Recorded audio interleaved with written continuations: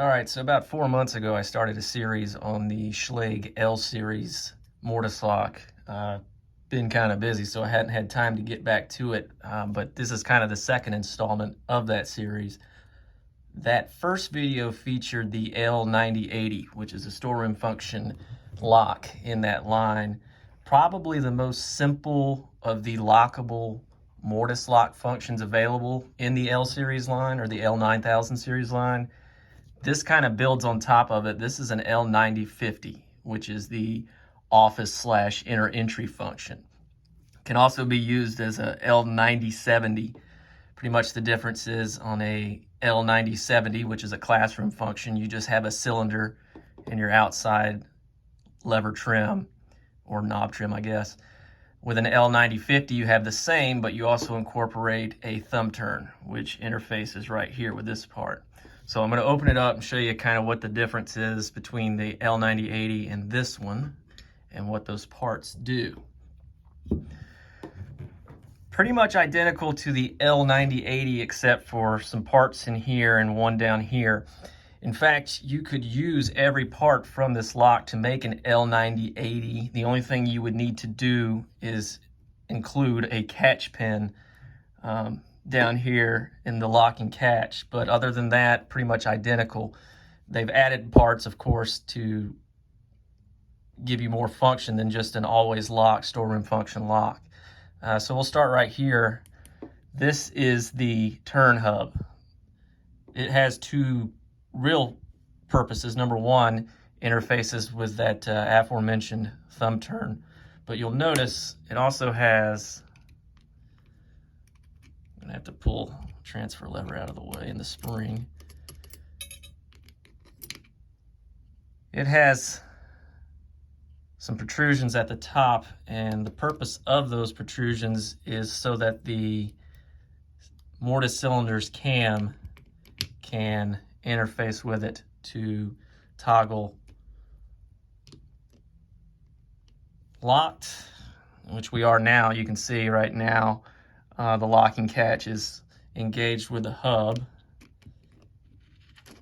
and then unlocked. As you can see, by rotating that turn hub, we are able to engage and disengage that locking link. So that's the main part, so to speak.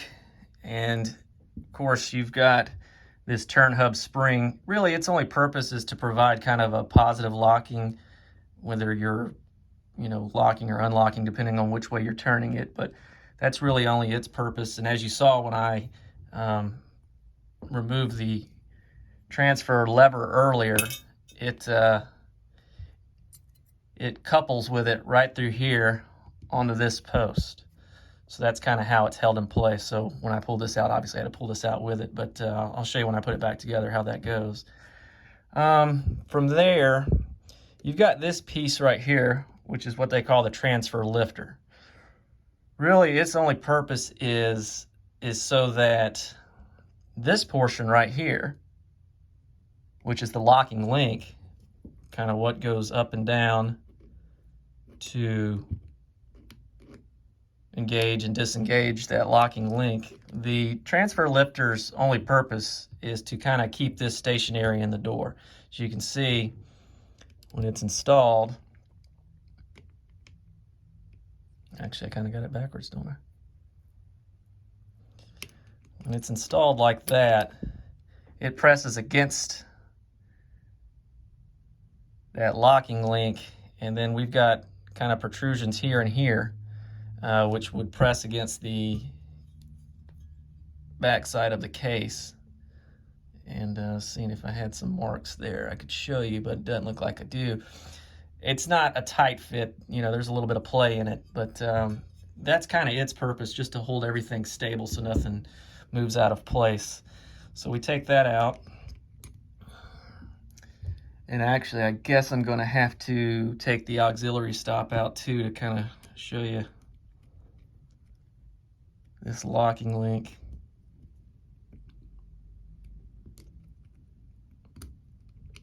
Very hard with all the grease.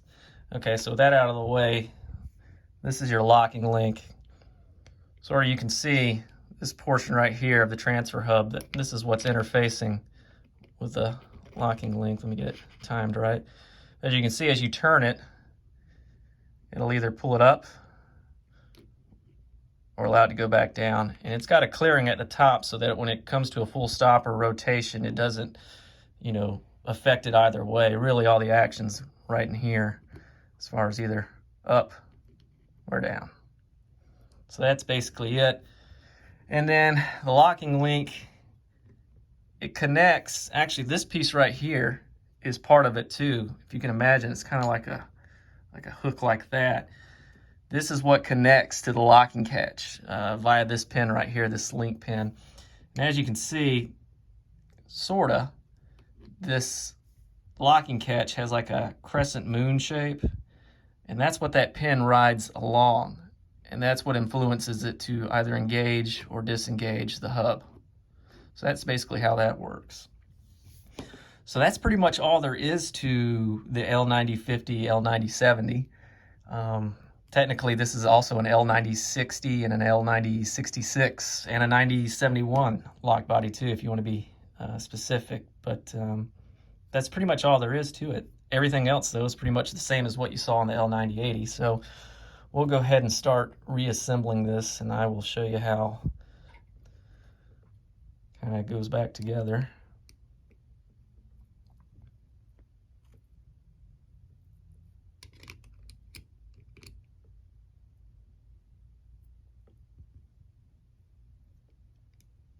Of course, we'll start with the auxiliary stop.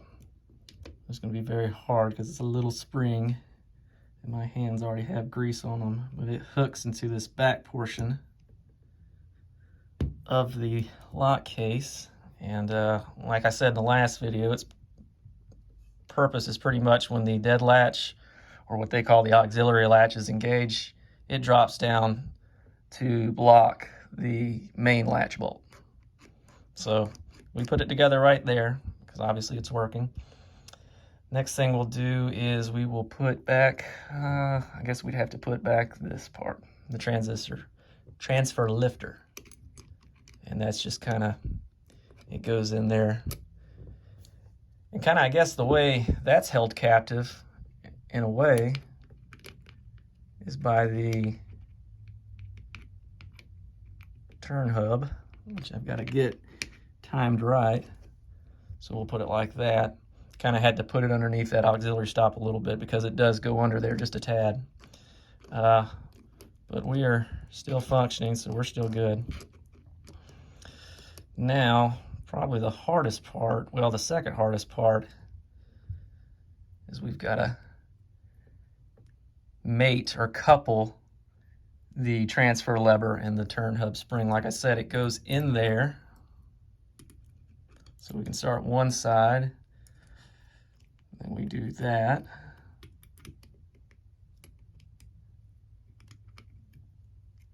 And then from there, it kind of rests up on this post for the auxiliary latch bolt. Now see, when I put it in there, it's already wanting to apply pressure, or at least influence this turn hub. I said earlier this was the second hardest part as far as servicing or assembling these. Really, the first is when you put this cover back on, is because this spring's always wanting to push against it. See, I'll leave it there and let it go, and it's wanting to push back. May not seem much, but you got to remember that this is the hole that we're going to have to put it through, which is pretty much very little clearance as is, so we've got to get it just right. Another thing, too, that can happen, and I think happened here when I was reassembling or disassembling it, okay? You see right here where the auxiliary stop, it's got a notch on this side for this hole in the case, and it's also got one on the other side of the case. Sometimes when you're applying that transfer hub spring, or the turn hub spring rather, I'm sorry, it'll want to pop it out, and that can affect reassembly, so you got to keep your eye on that. But once we've all got everything back together, we can put the cover back on, and I'll kind of put something in here because the way it is now, you can see right here, these faceplate tabs are wanting to protrude up, so that's kind of going to shoot me in the foot if I ever tried to reassemble as is. So let me put that here. That should build us off enough. Now this is tricky. Don't judge me. I've already got a lot of grease on my hand, and this is a very difficult one to put back into place, but kind of the same rules apply as the last time I showed you in the video. Try to get everything into place. Sometimes get lucky. There we go. That was the kicker right there. An auxiliary stop.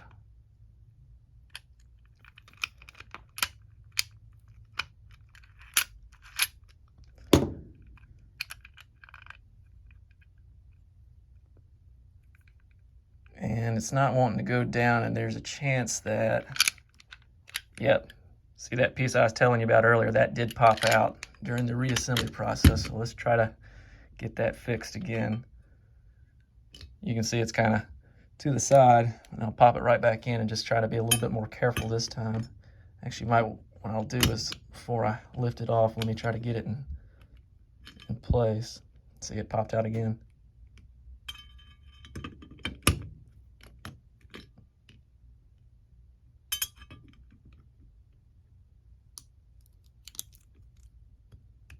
See if I can kind of hold it into place.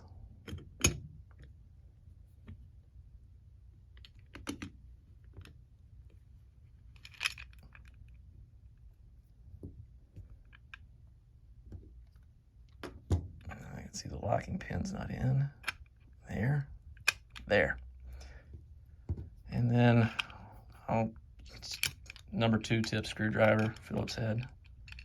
Try to get this in place. Click. All right, we're good there. Now, before I set it back down, because if I set it down, these faceplate tabs are just going to push it right back out, and of course probably knock that loose. So what I'll do is I'll go ahead and tighten one down while it's still in hand. Actually, I'll probably do 2. I'll do one up here because I don't want anything to happen to it.